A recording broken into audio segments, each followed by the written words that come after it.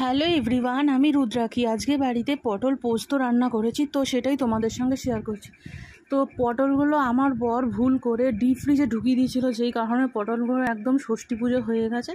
তাই সব কটা পটলই করে নিয়েছি। এখানে পটল কেটে নিয়েছি 2 ফালি করে, তার জন্য এখানে পোস্ত নিয়েছি, কাঁচা লঙ্কা, আদা আর কিশমিশ। কাজু হলে আরও ভালো হতো, কাজুটা ছিল না, সেই জন্য ওটাকে মিক্সিতে পেস্ট করে নিয়ে এবার কড়াইতে তেল দিয়েছি। তেলের মধ্যে পটলটা ভেজে নিয়েছি।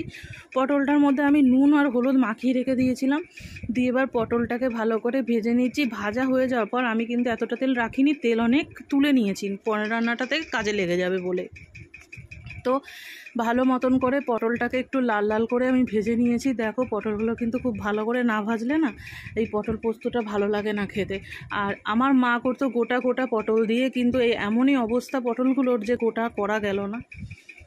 তো একটু ভাজা হয়ে যাওয়ার পর কাঁচা লঙ্কা, আদা, পোস্ত আর কিশমিশ যে বেটেছিলাম সেইটা আমি দিয়ে দিলাম। দিয়ে এবার কিছুক্ষণ নাড়াচাড়া করে নিচ্ছি।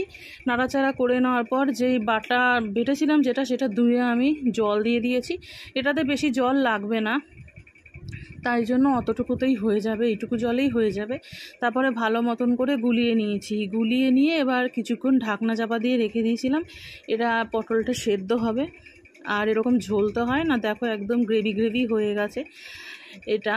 তো দেখতে কেমন একটা লাগছিল বলে আমি কাশ্মীরি লঙ্কার গুঁড়ো দিয়েছি, একটু লাল লাল হবে, তা খেতে ভালো লাগবে, সেই জন্য মানে দেখতেও সুন্দর লাগবে আর খেতেও ভালো লাগবে, তার জন্য আমি এরকম করে দিয়ে দিয়েছি। দেওয়ার পর খানিকক্ষণ পর আমি আবার একটু নাড়াচাড়া করে একদম যখন বসে গেছে তখন আমি এটা আবার নামিয়ে নেব। তাহলে আমার এই পটল পোস্ত একদমই হয়ে যাবে। আর আমি মিষ্টি দিইনি, কারণ কিশমিশ মিষ্টি ছিল বলে।